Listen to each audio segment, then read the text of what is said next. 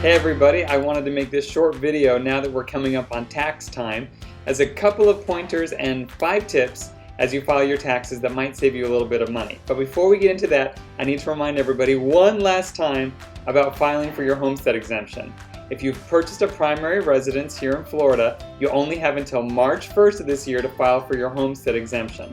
You only have to do it once, but if you haven't done it, you could be losing out on some amazing property tax savings. If you don't know what I'm talking about, make sure to call me or email me, and I'll be happy to walk you through it. But as you get ready for your taxes, your income taxes that is, this year, let's talk about tip number 1. Tip number 1 that you might be able to deduct on your income taxes is mortgage interest and points. Any points that you paid on your loan to get your interest rate a little bit lower, as well as all of the interest that you've paid so far on your loan, are things that you might be able to deduct on your income taxes. If you've been a person that's generally done the 1040EZ form for your taxes, this might be the year you want to break free and actually itemize your deductions because you may see some additional tax savings since you bought a home. One thing you want to have handy is your settlement sheet from the closing.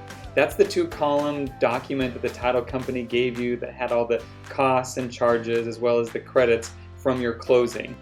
Some of the same information can also be found on your closing disclosure that you received from the lender. Tip number 2 is you're going to receive a form in January from your lender called Form 1098. You'll get this from your lender. They'll either mail it to you or send it to you digitally, but either way you want to keep your eye open for it because it's going to show you what you've paid for in interest on your loan in the past year as well as any points that you've paid.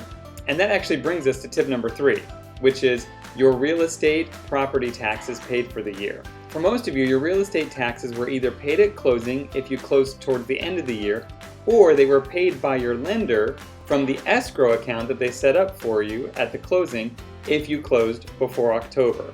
So either way, look for that amount of your property taxes, and again, that should be on that Form 1098 because you may be able to deduct that.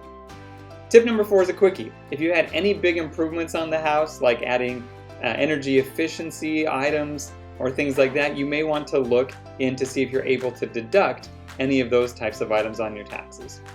Tip number 5, these are for my clients that made big moves from out of state or maybe from across the country instead of just locally here in Central Florida.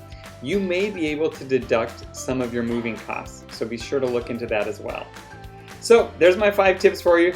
Obviously, I'm not a tax accountant, so don't take this as professional tax advice from the IRS, but I wanted to give you just a few tips and kind of spark your mind for things to look into as you itemize for your taxes, as you do your income taxes this year.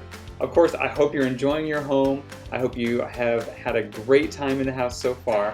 And if you have any questions about these things that I've mentioned, if you have any questions about homestead exemption, or if you even have friends, family, co-workers, neighbors that are considering buying or selling a house this year, I would love for you to give me a call because it'd be my pleasure to reach out, contact them, say hello, introduce myself, and see what I can do to be of assistance.